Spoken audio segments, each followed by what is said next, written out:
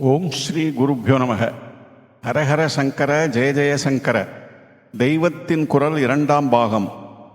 அத்தியாயம் வேதாந்த மதங்களும் மீமாம்சையும்.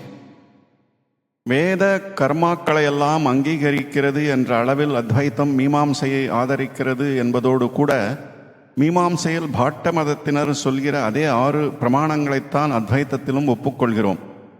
ஸ்ரீ சங்கரர் அத்வைத்தம், ஸ்ரீ ராமானுஜாச்சாரியாரின் விசிஷ்டாத்வைத்தம், ஸ்ரீ மத்வரின் துவைத்தம் மூன்றுமே வேதாந்த மதங்கள்தான். அத்வைதத்தைப் போலவே இந்த மற்ற 2 சித்தாந்திகளும் வைதிக கர்மானுஷ்டானங்களை விடக்கூடாது என்பவர்கள்தான்.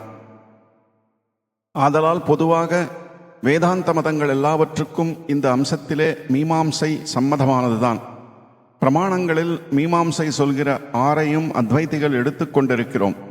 விசிஷ்டாத்வைதிகள் இந்த 6இல் பிரத்யக்ஷம், அனுமானம், சப்தம் அதாவது வேதம் என்ற 3 பிரமாணங்களை மட்டும் எடுத்துக்கொண்டிருக்கிறார்கள். எப்படியானாலும் இவை மீமாம்சகர்கள் சொன்ன 6இலே இருக்கிற 3 தான். இந்த பிரமாண சமாச்சாரத்தை நியாயம் என்று அடுத்த உபாங்கத்தை பற்றி சொல்லும்போது கொஞ்சம் விரிவாக சொல்கிறேன்.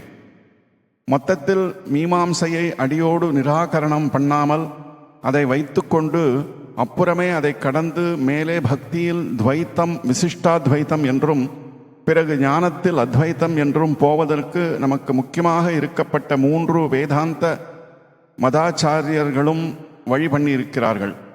கர்மாவே எல்லாம் என்பதால் மீமாம்சையை கர்ம மார்க்கம் என்பார்கள். ஆனால் கர்ம, பக்தி, ஞான மார்க்கங்கள் என்று நாம் வேதாந்த மதத்தில் சொல்கிற அர்த்தத்தில் இது கர்ம மார்க்கமில்லை.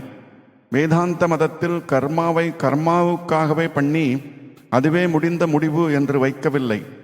கர்ம பலனை நினைக்காமல் நிஷ்காமிய கர்மம் என்பதாக அந்த பலனை ஈஸ்வரார்ப்பணம் செய்ய வேண்டும் என்பதே வேதாந்தப்படி கர்ம மார்க்கம் அல்லது கர்மயோகம். முக்கியமாக கீதையில் பகவான் இதைத்தான் சொல்லி இருக்கிறார். மீமாம்சகர்களின் கர்ம மார்க்கத்திலோ ஈஸ்வர பக்தியே இல்லை. ஆனால் இந்த கர்மாக்களே லோகக்ஷேமம், சமூகத்தின் ஒழுங்கான வாழ்க்கை ஆகியவற்றை தருவதோடு அவற்றை பண்ணுகிற ஜீவனுக்கும் சித்த சுத்தியை தந்து அவனை பக்தியிலும் ஞானத்திலும் ஏற்றிவிடுகிறது என்பதால் மீமாம்சை எதை சாத்தியமாக அதாவது லட்சியமாக சொல்லிற்றோ அதே கர்மாக்களை சாதனமாக அதாவது மீன்ஸாக வேதாந்தத்தில் ஆக்கி கொடுக்கிறது. இத்துடன் வேதாந்த மதங்களும் மீமாம்சையும் என்ற இந்த அத்தியாயம் நிறைவு பெறுகிறது. ஓம் சாந்தி சாந்தி சாந்தி.